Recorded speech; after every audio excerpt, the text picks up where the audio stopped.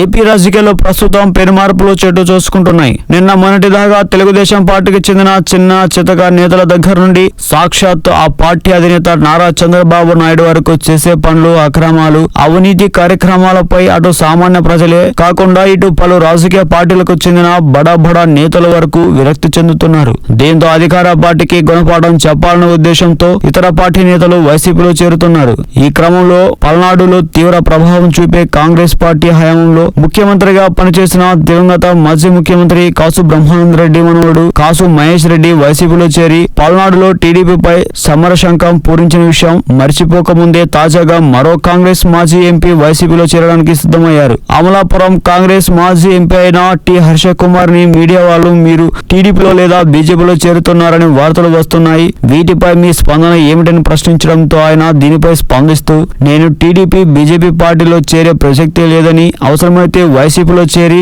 అటు కేంద్రంలో ఉన్న బీజేపీ ఇటు రాష్ట్రంలో అధికారంలో ఉన్న టీడీపీ పార్టీ ప్రభుత్వాలు చేస్తున్న అక్రమాలపై పోరాటాలు చేస్తానన్నారు. అందుకు త్వరలోనే వైసీపీ అధినేత వైఎస్ జగన్మోహన్ రెడ్డిని కలవనున్నట్లు ఆయన చెప్పారు. ఒకవైపు ఎన్నో ఆశలతో నమ్మి ఓట్లేసి గెలిపిస్తే టీడీపీ సర్కారు ఏపీ ప్రజలకు గత ఎన్నికల్లో ఇచ్చిన రుణాల మాఫీ దగ్గర నుండి ప్రత్యేక హోదా వరకు అన్ని హామీలను గంగలు తొక్కి రాక్షస పాలన కొనసాగిస్తుంది. రాష్ట్రంలో టీడీపీ సర్కార్ అవినీతి అక్రమాలపై నిత్యం పోరాడుతున్న వైసీపీ అధినేత జగన్ కు అండగా ఉండవలసిన సమయం ఆసన్నమైందని అన్నారు. దీనిపై త్వరలోనే జగన్ తో మాట్లాడి నిర్ణయం తీసుకుంటా అని ఈ మాజీ ఎంపీ అన్నారు.